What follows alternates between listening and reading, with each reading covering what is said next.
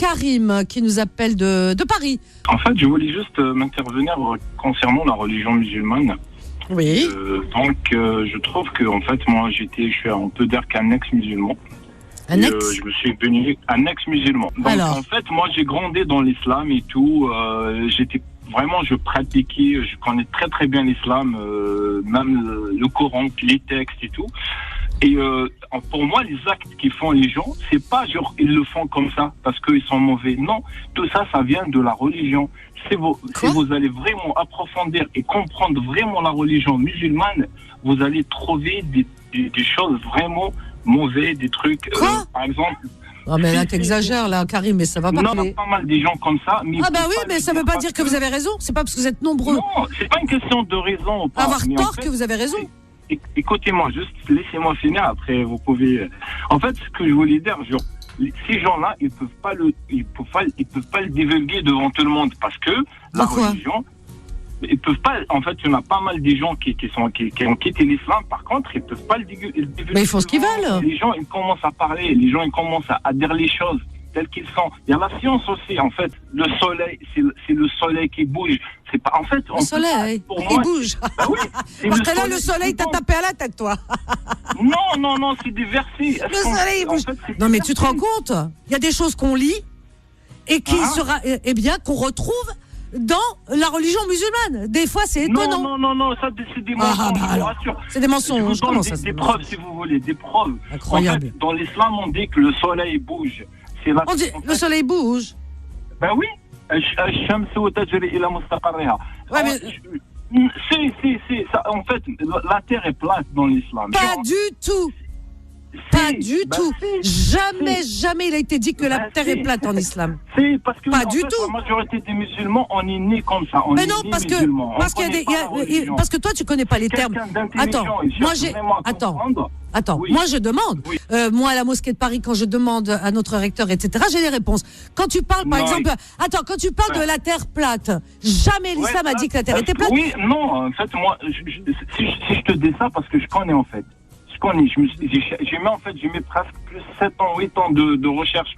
Je me suis cassé la tête. Après, il n'y a pas que moi, il y a plusieurs, il y a des milliers de personnes sur des pages Facebook qui se créent tous les jours, des gens qui quittent la religion parce qu'ils commencent à découvrir que... Mais vous arrêtez de dire les gens. On s'est fait avoir. C'est une réalité. Karim, t'as pas le droit de dire ça, c'est n'importe quoi ce que tu dis. Pourquoi j'ai pas le droit? Non, mais dans le sens où tu dis, on s'est fait avoir. Moi, je respecte tout le monde. Ah non, tu respectes pas. Tu respectes pas. Tu dis, on s'est fait avoir. Pourquoi? On sait pas. Moi. Non. T'as pas. Non. Attends. T'as pas. Non, mais ne parle pas au nom des autres. Parle pour toi. Non. Toi, t'aimes pas cette religion, ça te regarde. Moi, je me sens pas. Je me sens. Comme nous, qu'il y a des gens comme nous qui existent en fait. Il y a pas que les. Qui comme nous?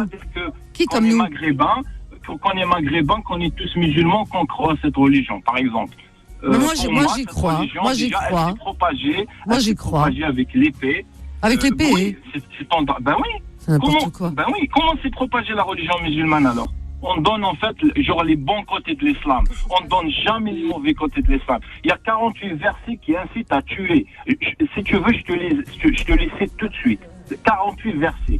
Oui. À tuer tout ce qui n'est pas musulman. Ça, c'est 40. Est-ce que ce Dieu, il est con, ce Dieu-là, qui crée des gens, après il incite d'autres gens à tuer d'autres gens? Est-ce que c'est normal? Mais ça va pas de ce que tu dis?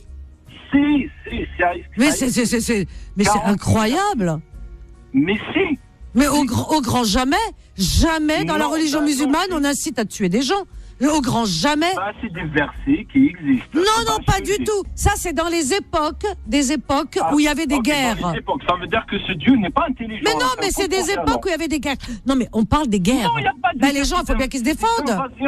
On incite c'est des invasions. En fait, on fait une conquête. On capture les femmes. On récupère les femmes, l'argent. Ben oui. Mais le kliyamin dans l'islam, ça veut dire quoi, le kliyamin? On peut posséder des femmes, elles deviennent des femmes, des esclaves sexuels. Ça, c'est halal dans l'islam, c'est toléré. C'est n'importe quoi. On peut avoir une esclave normale, une femme comme une esclave sexuelle. Ça existe. Demandez ça aux gens, aux connaisseurs, aux imams, aux ceux qui connaissent la religion. Je suis désolée. Ils vont te dire que ça existe. C'est ta traduction à toi. C'est ta traduction non, à moi. toi. C'est une réalité. Écoute, l'islam, il a copié sur un petit peu sur la religion, sur le judaïsme, un petit peu sur le christianisme, et voilà. En fait, le prophète de l'islam, avant qu'il quitte Quraysh, il est parti à la Mecque. Il y avait 100 personnes avec lui qui l'ont suivi. Uniquement pendant 5 ans, tout ça, 100, entre 100 et 120. Pendant 5 ans, t'imagines. Une fois qu'il était à la Mecque, il a fondé, on peut dire genre une armée, et depuis, avec cette armée, voilà, on commence à faire les invasions, et c'est comme ça que l'islam s'est propagé, avec l'épée, avec la guerre, pas comme ça, salam alaikum, ça c'est l'islam, non, et dans tous les pays, soit les pays maghrébins, ou les pays comme l'Égypte, jusqu'à l'Afghanistan, l'islam, c'est jusqu'au l'Inde plutôt. Donc il y a pas, on peut pas fonder. Alors, déjà le problème de ces pays arabo-musulmans, c'est la religion. Pour moi, ils se développent pas parce qu'il y a toujours la religion qui domine. La femme, elle n'a aucun statut. L'homme, il peut épouser 4 femmes. La femme, elle peut pas, genre, elle peut même pas témoigner. Il faut deux femmes pour témoigner. Est-ce que tu trouves ça normal? Écoute, moi je dis c'est tout est affaire d'interprétation. C'est normal, la femme elle peut pas avoir le même héritage que l'homme. Est-ce que ça c'est normal? C'est Dieu qui a fait ça? Non, mais c'est pas dans le Coran ça. C'est dans le Coran. C'est dans le Coran. Même la femme, imagine, dans le Coran, c'est une femme musulmane divorce avec son mari, et son mari peut-être il regrette, je sais pas, il veut la récupérer. Il ne peut pas. Il faut que cette femme-là se marier avec quelqu'un d'autre pour qu'il puisse la récupérer. C'est pas possible ça. Cherche à comprendre, ne me dis pas non, cherche à comprendre. C'est-à-dire elle divorce avec son mari. Ensuite, elle divorce. Après peut-être qu'il y a le regret entre eux. Après des regrets, ils veulent se remettre ensemble. Une deuxième fois. Alors il faut absolument qu'elle se remarie avec un autre homme. C'est pas possible. Non, j'aimerais bien qu'on me prouve ça. Tu sais, en fait, dans l'islam, on fait du maquillage à chaque fois. Non, il n'y a pas. Mais moi, j'aimerais bien qu'on me prouve ça. C'est-à-dire qu'une femme, si elle divorce, il faut. Attends. Il divorce, son mari et elle. Oui. Il y a un divorce. Elle divorce. Après, peut-être, il y a un regret. Après, ils ont envie de se remettre ensemble, chose qui arrive. Moi, j'en connais des gens comme ça qui se sont mis ensemble. Effectivement. Mais entre-temps, alors, à condition qu'elle se marie avec un autre homme. C'est-à-dire qu'elle couche avec un autre homme, après elle revient. C'est ça, pour qu'il T'es sûr de ce que tu dis? Sûr et certain. Parce que là, ça me semble waouh, aberrant. Là, tu me choques. Là, c'est pas possible. Dans le Coran, je vais te raconter. J'ai jamais entendu. Dans le Coran, le prophète de l'islam, Mohammed, il s'est marié. En fait, il s'est marié avec. Il a un homme adoptif qui s'appelle Zayd. Est-ce que c'est normal? Il a pris sa femme à son fils adoptif. Ça existe dans le Coran, un verset dans le Coran. Cherche à comprendre et tu verras que tu vas le trouver. Est-ce que c'est normal ça? Je suis pas au courant de tout ça, moi.